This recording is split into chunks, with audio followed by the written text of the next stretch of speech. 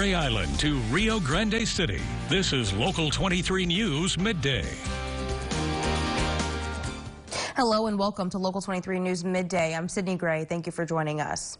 New at 11 today, a woman is dead after a driver ran a red light at the intersection of Padre Island Highway and Minnesota Road. It happened at midnight, according to Brownsville police. Police said a white Yukon ran through a red light and hit two other vehicles. A 27-year-old woman was pronounced dead at the scene. Two children were taken to the hospital with life-threatening injuries. The driver of the Yukon was also taken to a hospital with serious life-threatening injuries. Investigators said alcohol could be a factor in that incident. Well, search and rescue teams in Florida are still working around the clock looking for signs of life in the rubble of the condo that collapsed there last Thursday. And as NBC's Morgan Chesky reports, despite the increasingly long odds, search crews, officials, and family members of those who are still missing are holding on to hope. Yeah, good morning. We have now entered day 6 of the search and rescue mission here outside Champlain Towers South. And leaders of these operations making it very clear that they are settling in for the long haul. A 24/7 operation that's been underway now for 6 days. The workers, as soon as they come off that pile of rubble, able to clean up, sleep in nearby trailers, and then do it all over again, searching for any sign of life, any pocket of air that could hold someone deep inside that pile of rubble that crews are now tunneling into, hoping to find survivors. We do know that families of those missing getting updates every few hours, pressing authorities to speed up this search, but also knowing just how precarious this situation is. One official telling me if this pile moves just by a few millimeters, they're forced to stop and wait and make sure it's stable before going on. In the meantime, at least 3 lawsuits currently in play against Champlain Towers South. And here in just a few hours, engineers expected to tour Champlain Towers North to make sure its structural integrity is intact for the hundreds of people who live there. Morgan Chesky, NBC News, Surfside, Florida.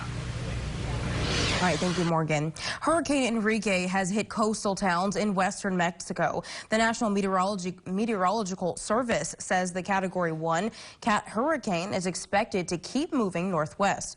Officials expect Enrique to weaken to a tropical storm between tonight and tomorrow morning.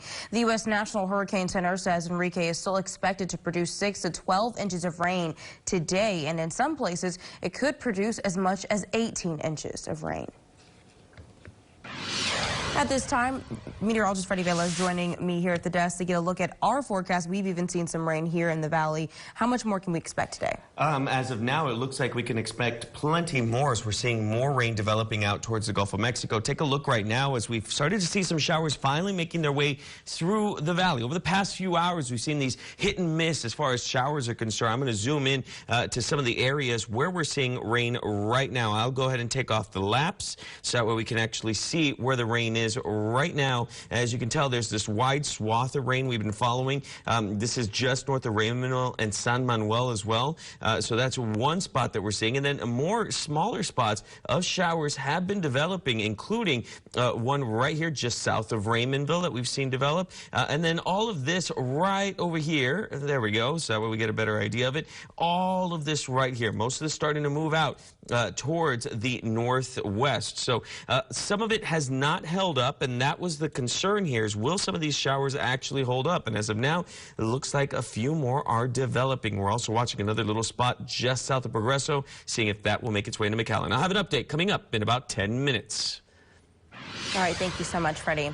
In your immigration news today, a new video from Governor Abbott's Twitter page shows the beginning of construction for what he says is the state's new border wall. The governor says the Texas Facilities Commission is now working to hire a program manager to oversee the construction. The governor's office says this is state-owned land being cleared near Eagle Pass. Starr County Judge Eloy Vera says no one from the governor's office has discussed what the project includes. My job is to protect the citizens of this county to the best that I can, and to make sure that whatever happens in this county is in their best interest.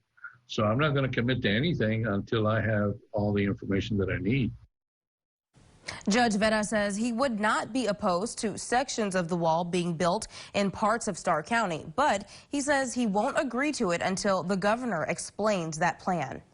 Democratic lawmakers in our state are urging Treasury Secretary Janet Yellen to prevent Governor Abbott from using American Rescue Plan funds for the border wall. Governor Abbott is participating in a town hall with former President Donald Trump and touring the border. Lawmakers sent Secretary Yellen a letter saying that the governor has not raised enough money to build the wall. So far, the governor has raised $459,000 in private donations. Starr, Hidalgo, Cameron, and Willacy counties are no longer a part of Governor Abbott's border disaster declaration. That amended declaration only includes the 28 counties that have declared a disaster and agreed to partner with the state on its border security efforts.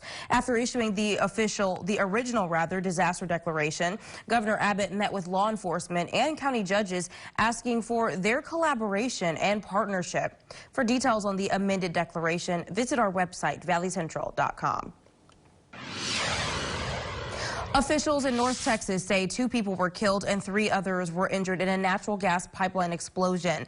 That blast happened yesterday afternoon at Atmos Energy facility in Farmersville. That's about 35 miles northeast of Dallas. Collin County Sheriff Jim Skinner says the explosion appeared to be an accident, but he did invite the FBI to assist in the investigation. The cause of the blast is unknown right now. The Farmersville police chief told local stations there that the workers were servicing a gas line. First Lady Dr. Jill Biden and Second Gentleman Douglas Emhoff are visiting Texas today. The First Lady is visiting COVID vaccination sites. The trip is part of the administration's efforts to ramp up vaccine rates. Dr. Biden is going to be in Fort Worth today and then traveling to Houston. Making headlines today, United Airlines plans to buy 270 new jets from Boeing and Airbus.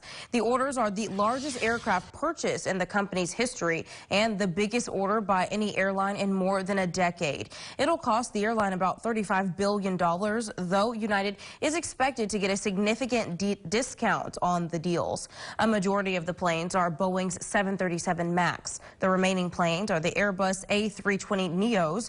United expects to add 25,000 union jobs, including pilots and flight attendants for those new jets. After nearly 20 years, the last U.S. soldiers will leave a massive base in Afghanistan. U.S. Central Command says it's already packed up more than 50% of Bagram, and the rest is going fast. U.S. officials said the entire pullout of U.S. troops will most likely be finished by the 4th of July. The Afghan military will then take over Bagram airfield to use in its continuing fight against the Taliban.